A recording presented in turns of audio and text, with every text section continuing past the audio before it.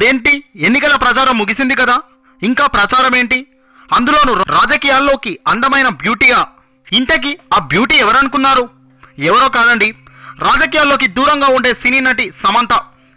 AP ఎన్నికల్లో ఈమె ప్రచారం చేస్తున్నారు.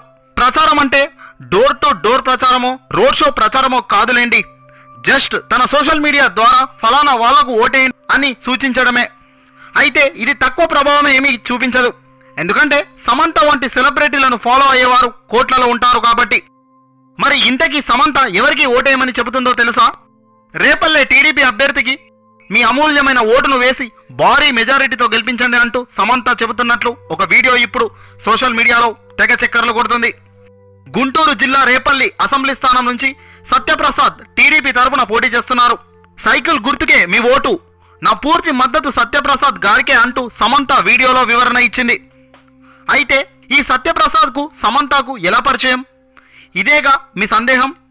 ఇదే ప్రశ్న ఒక అభిమాని సమంతను నేరుగా అడిగేశాడు.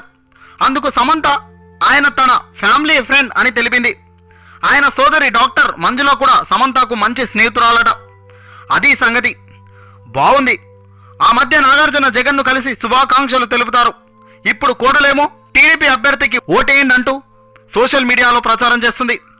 సినిమా రాజకీయాలు ఇక్కడ పనిచేయవు అనే పాయింట్ పాపం నాగచైతన్య నేర్పించలేదేమో సమంతకి అంటూ కొందరు వైసీపీ అభిమానులు సటైర్లు కురిపిస్తున్నారు.